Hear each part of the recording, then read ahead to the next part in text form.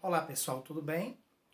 Dando continuidade à nossa aula de projeto de vida, hoje nós veremos a aula 16, quando as nossas regras resolvem se encontrar, os valores na convivência. Nessa aula de hoje, o centro do valor que nós vamos trabalhar é a questão da convivência. Aí nós vamos falar algumas coisinhas importantes para introduzir essa aula. Primeiro, em 1999, em Paris, numa reunião das Nações Unidas, foi-se firmado um acordo de se coletar algumas assinaturas, algumas que eu digo aí são milhões de assinaturas, para que a gente tivesse o Manifesto 2000. Em 10 anos, a proposta era fazer com que a cultura de paz e a não violência fosse difundida em todos os países. Tá? Outra coisa que a gente destaca dentro dessa aula sobre a convivência é que o senso de responsabilidade é uma dimensão pessoal. Tá? Gente, o que a gente faz, a gente deve entender que aquilo pode ter prejuízos ou benefícios. Então a gente tem que assumir as nossas responsabilidades. É uma dimensão pessoal. E outra coisa muito importante é a questão da mediação para a resolução de conflitos. A gente sabe que para se resolver algum problema, alguma briga, pode-se ir para um caminho judicial.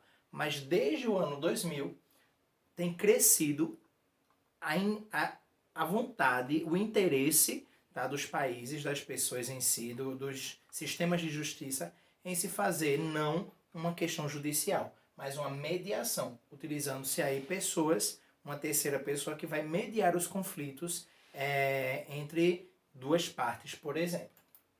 Só recordando, nós estamos trabalhando os valores, o relacionamento interpessoal e social, tá? Das aulas 10 a 26, hoje a gente está na aula 16. Estamos trabalhando hoje também a questão da convivência. Nós já vimos os valores sinceridade, respeito, diálogo e amizade. O valor hoje em foco é a convivência. O próximo valor, a ética e a moral, e a paz, concluindo essa segunda unidade, dando continuidade aos valores na terceira unidade. Tá bom? Gente, características da mediação. O que é mediar? Primeira coisa, tem uma objetividade dentro disso daí, da mediação. A mediação ela é objetiva. O mediador ele pergunta de forma objetiva a cada um o que aconteceu. As duas partes vão colocar os seus pontos de vista, tá? E ele não vai tomar posição em cima de nenhuma das partes. Ele vai apenas colocar o que aconteceu, perguntar o que aconteceu e como cada um se sentiu durante o acontecimento. Depois dessa objetividade, uma outra questão importante dentro da mediação é o diálogo. A partir do diálogo em que o mediador vai desenvolvendo com as partes, ele, não tomando partido, se torna um facilitador para uma solução, mesmo, mas sem sugerir um resultado. O mediador ele não pode inferir nenhuma ideia do que está acontecendo, ele não pode idealizar nada, nem pendendo para um lado nem para o outro. Ele vai questionando apenas, ele vai colocando as duas partes em diálogo, né? Para eles se questionarem se realmente aquilo que aconteceu foi exatamente daquele jeito que uma parte acha que a outra, tá? Até se chegar numa resolução pacífica, vamos dizer assim. Essa resolução são as pessoas envolvidas no conflito que devem tomar, através do diálogo e resolver essa questão. Não é o mediador que vai decidir o que vai ser resolvido. Essa resolução é uma parte, né, importante desse processo que é feito pelas duas pessoas que estão envolvidas no conflito. Tá? O mediador ele vai apenas levando eles a entender que aquele conflito pode ser resolvido de forma pacífica, tá? Sem tanto prejuízo ou sem levar a uma questão judicial. Essas soluções, tá, é uma vantagem na mediação dos conflitos, pois existe aí a possibilidade dos próprios envolvidos criarem as soluções para os problemas. Então não é, repetindo, não é o mediador, são os envolvidos no processo que vão chegar às soluções. E tudo isso tende a um equilíbrio. Eles vão procurar alternativas para questões que de outro modo seriam decididas por um terceiro que necessariamente iria favorecer apenas um. Se levasse para uma questão judicial, normalmente uma das partes iria sair vencedora. É assim que acontece. Na mediação, não. Os dois saem vencedores, os dois saem tranquilos, os dois saem satisfeitos com aquilo que decidiram. Porque não foi uma terceira pessoa, não foi um juiz que decidiu. O mediador levou os dois a chegarem a uma resolução pacífica daquilo que foi, daquilo que aconteceu durante o conflito. Gente, um mediador ele precisa, para ser um bom mediador, ser um bom ouvinte, escutar, entender, são verbos importantes. Compreender, estabelecer o diálogo entre as partes e deixar as pessoas confortáveis para falar. Ele está ali apenas como uma pessoa neutra para chegar a um equilíbrio das partes. A função dele não é julgar, a função dele é fazer com que aquele diálogo ele aconteça de uma forma boa, saudável, tá certo? Outra característica de um bom mediador é ser sociável. A gente conhece muito bem mediadores lá na escola, muitas vezes, né? A gestora, a coordenadora, ela vai lá quando existe uma briga entre alunos, um conflito, e vai mediar, tá certo? Então, a mediação é uma forma importante de solucionar conflitos. E ser sociável com toda a comunidade é muito importante. Então, um mediador, normalmente, é uma pessoa conhecida daquela comunidade, que vai ter relações com todos, mas ele deve colocar dentro da sua inteligência, da sua memória lá, que ele não pode pender para um lado nem para o outro. Mesmo que ele conheça aquela pessoa que está envolvida no conflito, que ele seja amigo dela, o importante é que ele se mantenha neutro, tá certo? Deve conquistar a confiança dessa comunidade também. Deve ser imparcial, que é essa questão que eu estava falando de manter a neutralidade. Tá? Ainda que ele conheça os envolvidos, que é um bom aspecto, isso não pode interferir na imparcialidade do mediador. Ele não pode tomar partido de um dos lados. Ele também deve ter cuidado com as palavras. Tá? Então, ele deve, antes de falar, conhecer bem o caso, se for preciso, anotar algumas observações imparciais, tá? E algumas perguntas que ele irá fazer às duas partes. Ele deve descrever os fatos sem juízo de valor, favorecendo a percepção do que está acontecendo sem julgar previamente a personalidade das pessoas. Ele não pode dizer, isso aconteceu porque você é desse jeito ou porque você é daquele jeito com as partes. Ele não pode fazer julgamentos de personalidade das pessoas. Ele vai apenas mediar, dialogar. Ele vai conduzir o diálogo com as partes.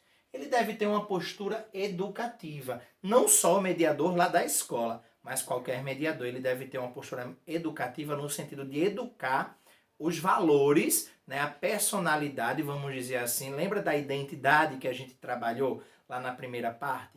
Então ele deve educar essa identidade. É uma reeducação identitária, tá? É uma reconstrução de identidade. É uma reconstrução de projeto de vida, se a gente for pensar assim. Se a gente vive uma vida cheia de conflitos, a gente deve parar e repensar o nosso projeto de vida. Então, o mediador, ele não deve adotar a postura de que resolverá esse conflito. Não é ele, são as partes. O papel dele é ajudar os envolvidos a compreenderem como eles podem resolver essa situação por conta própria, chegando aí numa solução.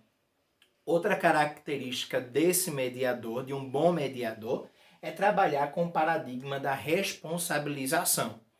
Tá? Isso é muito comum, principalmente entre adolescentes e crianças e na escola. Existe um paradigma da gente punir aquelas pessoas que estão no conflito, ou com uma suspensão, ou com alguma tarefa bem pesada, vamos dizer assim, né, em cima do conflito. Não é a ideia. Mudar de paradigma é muito importante para um mediador. Ele deve colocar na outra pessoa o entendimento, né, fazer com que ela entenda, não colocar, mas fazer com que ela perceba que ela está errada, que ela causou um conflito muitas vezes sem necessidade e fazer com que elas se responsabilizem por aquilo que elas fizeram. Tá? Pedindo desculpas, fazendo alguma coisa em prol do outro que melhore né? Por exemplo, se houve a quebra de algum material do colega, da outra pessoa, se houve danos materiais, ressarcia a outra pessoa, dá um novo material para ela. Então, se responsabilizar daquilo que eu fiz. Lembrem, nós fazemos as nossas ações e tem consequências nessas ações. E devemos sempre nos responsabilizar. Fugir das nossas ações é coisa de covarde, coisa de gente babaca. Então a gente precisa sentar, entender que a gente é responsável pelas nossas ações e fazer com que aquele conflito que a gente gerou seja apaziguado, solucionado na paz, tá? Gente, a atividade da aula de hoje é uma atividade onde nós vamos trabalhar a questão da leitura de um texto, tá, do livro do Desassossego, fragmento 207 de Fernando Pessoa. A atividade se chama Eu Afino e Desafino. A gente vai trabalhar, ler aí esse fragmento e vamos trabalhar a questão do ódio, rancor, tristeza, frustração e mágoas. Todos nós estamos o tempo todo, né, sujeitos a esses inúmeros sentimentos. Mas agir em função deles na hora de resolver divergências é algo desastroso. Para a gente resolver um conflito, a gente deve respirar fundo e se tranquilizar. Nada funciona com ódio, rancor, frustração, tristeza e mágoas. Ao invés de a gente focar o problema, vamos dar mais importância aos nossos sentimentos e aos defeitos que a gente acha que o outro tem, tá? O melhor a fazer quando sentirmos que não estamos aptos a resolver aquela situação porque a gente está estressado, rancoroso, é chamar uma terceira pessoa para mediar o conflito. Uma pessoa que seja neutra, tá? E vai acompanhar tudo de uma forma sem colocar peso para um lado ou outro da situação. Acompanhando esse trecho de Fernando Pessoa do livro do Desassossego, nós vamos refletir sobre algumas questões logo depois. Vamos ler? Encontrei hoje em ruas, separadamente, 2 amigos meus que se haviam zangado um com o outro. Cada um me contou a narrativa de por que se haviam zangado. Cada um me disse a verdade. Cada um me contou as suas razões. Ambos tinham razão. Ambos tinham toda a razão. Não era que um via uma coisa e o outro outra, ou que um via um lado das coisas e o outro um lado diferente. Não. Cada um via as coisas exatamente como se haviam passado, cada um as via com um critério idêntico ao do outro. Mas cada um via uma coisa diferente. E cada um, portanto, tinha razão. Fiquei confuso desta dupla existência da verdade. Gente, como a gente vê aí nesse texto de Fernando Pessoa, tirado, nesse fragmento tirado do livro do Desassossego, o narrador, que é a pessoa neutra aí na história, que seria essa terceira pessoa, o mediador, ele não tomou partido nem para um lado e nem para um outro. Ele viu que os dois tinham razões, tinham verdades. A verdade era existente na fala dos dois envolvidos no conflito. Tanto que ele conclui, fiquei confuso desta dupla existência da verdade. Primeira coisa, comentando esse texto, a verdade. Segundo o narrador, ambos diziam a verdade e logo um e o outro tinham razão.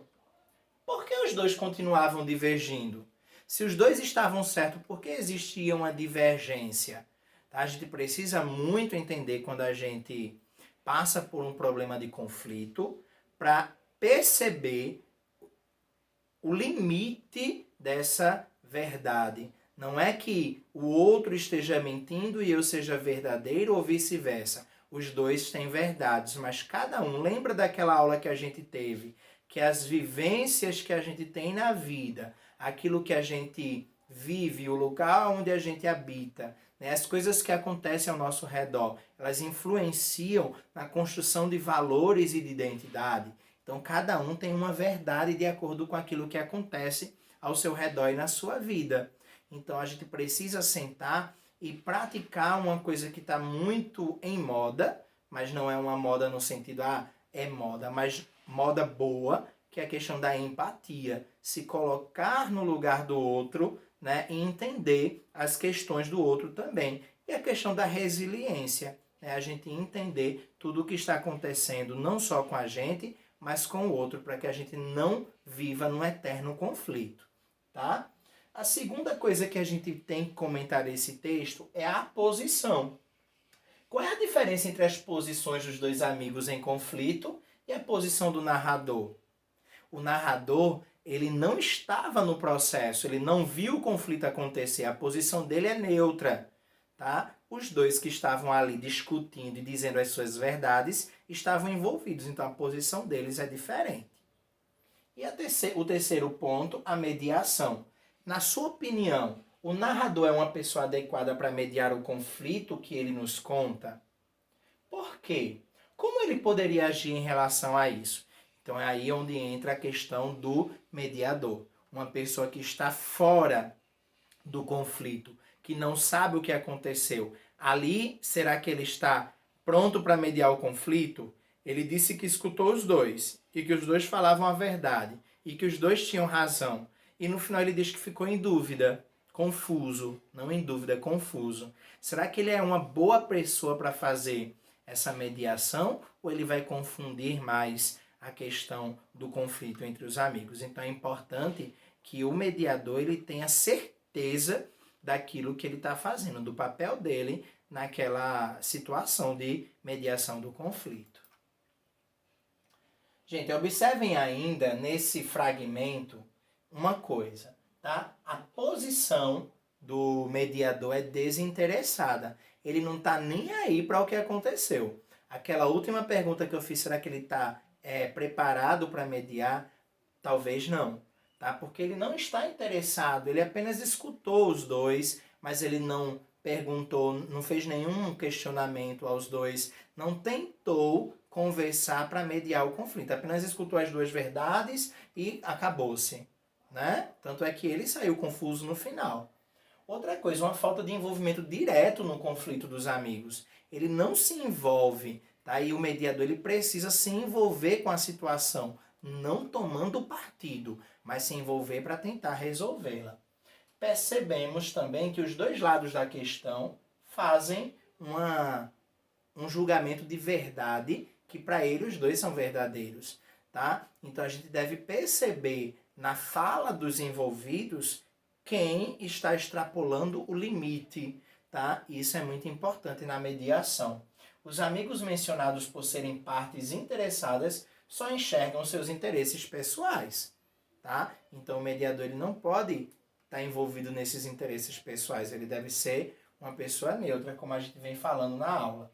O texto ele não pretende resolver o conflito, nem mesmo explica que conflito era esse, terminando com a perplexidade do narrador ao constatar a duplicidade da verdade.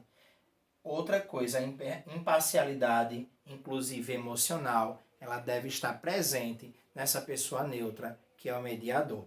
Gente, uma coisa, mediar não é negociar, embora contenha em si a ideia de negociação. Tá? Na mediação, o centro da discussão é o fato, não são as questões que geraram o fato. Não é o que os outros, cada uma das partes acham, é o que aconteceu. Como eu acho que aconteceu, por que aconteceu, porque fulano é assim, porque ciclano é desse jeito, não é a questão da discussão na mediação. É o fato. Aconteceu isso. Aí dentro desse fato vai se mediar para se chegar a uma resolução.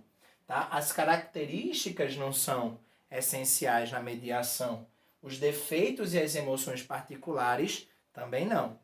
É o fato que é importante. Tá? O que cada um traz de sentimento em relação ao outro, que acha de defeito em relação ao outro, as características que acha que o outro tem, isso não é essencial, porque aí a gente vai colocar o meu peso e ele vai colocar o peso dele nessa relação de conflito. A atividade vai fazer 3 perguntinhas para vocês. Respondam nos seus cadernos essas perguntas, tá? A atividade eu afino e desafino. Primeiro, você sente em si qualidades que podem contribuir para a mediação de divergência entre pessoas da sua convivência. Você, quando algum amigo seu briga com outro, você tem qualidades que ajudam no mediar dos conflitos. Você tem isso dentro de você. Quais seriam essas qualidades? Tá? Qualidades são adjetivos que a gente tem, são coisas que a gente tem. Eu sou uma pessoa calma, eu sou uma pessoa que sei escutar bem, são qualidades, são coisas que a gente tem inerente dentro da gente, né, que a gente vai desenvolvendo ou nasce com elas ou vai desenvolvendo ao longo do tempo. Tá? A gente já falou em outro momento isso dentro da nossa identidade, né, a formação dessas características. A segunda questão, quando uma das partes do conflito é você, como você procura resolver em primeiro momento? Caso você falhe na primeira tentativa, o que é que você faz? E a terceira pergunta, na ocorrência de um conflito entre você e um colega da escola, a quem você recorreria, se fosse o caso, para fazer a mediação entre vocês? E por quê? Você chamaria um professor que você entende que ele consegue resolver a situação? Você levaria a gestão da escola, a coordenação? Você chamaria logo os pais? Iria logo na polícia? Tem gente que tem não passa nem pelas instâncias dentro da escola. Quer resolver logo algo que é ali dentro, que pode se resolver com um diálogo, quer levar a algo mais sério, né? Gente, agora que você já sabe um pouco mais sobre a mediação de conflito, respondam refletindo essas questões, tá certo? A aula de hoje ela é bem curta, né? A gente trabalhou aí a convivência, né? Dentro de um valor que é importante, que é a mediação de conflitos. Lembrem que nessa aula a gente deve entender uma posição partidária que nós temos como pessoas. Isso daqui na enfatiza, a principal vantagem foi um erro que eu deixei aí, desculpa. Mas deve se colocar entendendo que a gente tem partido, tá? Sobre uma situação de conflito. Eu vou tomar partido do meu lado, a outra pessoa vai tomar partido do lado dela. E isso acontece, é normal, tá certo? Mas a gente deve entender que numa mediação a terceira pessoa não pode tomar esse partido. A gente deve entender também nessa aula, né, dentro dessa avaliação da aula, que o grau de desenvoltura com que a gente aciona as nossas habilidades e recursos são importantes para mediar esses conflitos. Essas situações conflitantes, elas precisam que a gente desenvolva dentro da gente, como mediadores ou até mesmo participantes do conflito, desenvolver algumas características para ser menos conflitantes com o outro, tá bom? Pessoal, é isso a aula de hoje, tá? Eu espero que vocês tenham entendido a questão desse valor tão importante que é a convivência com o outro, né? Quando a gente vai organizando aquilo que a gente tem de valores para viver uma boa convivência, tá? Então, todos os valores que nós trabalhamos anteriormente, eles nos levam, né? Eles nos potencializam a ter uma melhor convivência social, tá bom? E nesse tempo aí que a gente está vivendo de pandemia, é importante, né? Muitas vezes nós temos conflitos dentro da nossa casa porque a gente não convivia tanto com as pessoas que lá dentro estão hoje. Então a gente precisa respirar fundo, como eu já falei, né? Entender o que é que a gente tem de capacidades, de valores que possam ser bons para a resolução de conflitos ou para não gerar esses conflitos. Melhor do que resolver um conflito é não causá-los. Então que a gente possa também praticar atos, ações, valores que não gerem conflitos entre as pessoas, tá bom? Eu espero que vocês estejam todos bem, né? Que nessa pandemia estejam todos tranquilos em casa, se precisam sair, que usem máscaras, né? E como a gente viu hoje, o governo do estado lançou o protocolo de retorno às aulas, sem datas ainda, mas já é um passo grande para a gente logo logo se ver nas nossas salas de aula, mesmo com o distanciamento social, que vai ser muito importante. Vai ser um valor de convivência que a gente vai ter que aprender. Estar distante um do outro, não estar agarrado, abraçado, não ficar junto dos colegas como a gente ficava anteriormente. A pandemia ainda não acabou e a gente precisa, né, como seres humanos, cuidar do outro. Isso é um valor muito importante. Saber viver em sociedade, conviver com os outros. Até mais.